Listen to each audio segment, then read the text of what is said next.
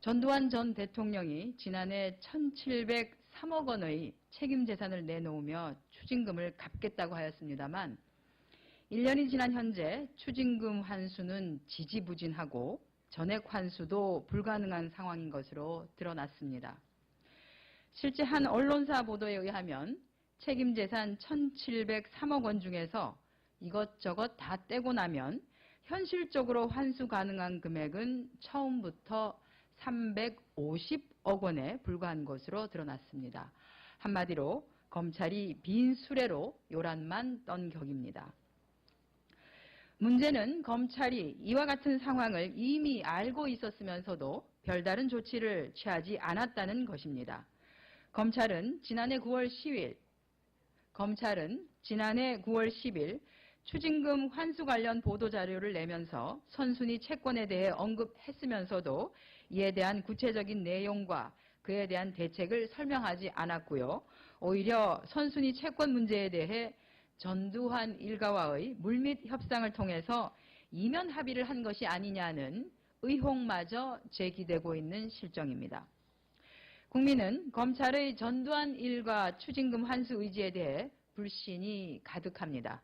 심지어 검찰이 전두환 일가를 봐주는 것은 아닌지 의구심을 제기하고 있습니다. 검찰은 선순위 채권 해소 방안 등 전두환 일가에 대한 추징금 환수 계획을 보다 분명하게 밝혀야 할 것입니다.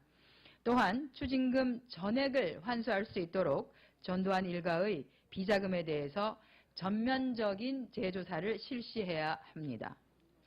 검찰은 이와 같은 눈 가리고 아웅하는 식으로 국민을 우롱하지 말고 지금이라도 전두환 일가의 비자금에 대한 추징금 환수를 제대로 집행해야 할 것입니다. 정부가 서아프리카 에볼라 발생 지역에 의료단을 파견하기로 결정한 가운데 에볼라 바이러스 감염을 우려한 국립중앙의료원 간호사 4명이 사표를 제출한 것으로 확인되었습니다.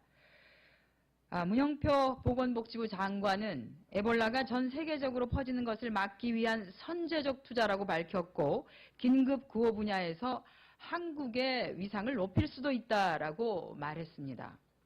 국격과 국가의 위상을 높이려다가 국민 안전이 위협받을 상황에 직면했습니다. 중요한 것은 자국민의 안전입니다. 사전 그리고 사후 대책이 완벽하게 마련되지 않은 상황에서 국민을 사지로 모는 듯한 이와 같은 정부의 태도는 무책임하다는 비판을 면하기 어렵습니다.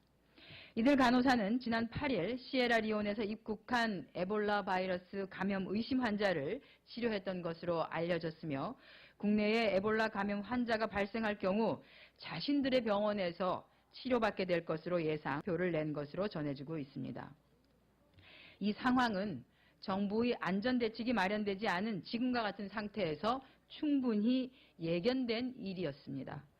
정부는 다음 달 초 선발대를 파견하고 현지 상황을 살펴본 뒤에 본대를 파견하겠다고 합니다.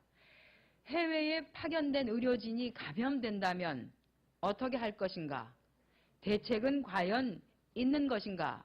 라고 하는 의료계의 걱정이 있다는 것을 전해드립니다. 이상 오후 현안 브리핑 마치겠습니다.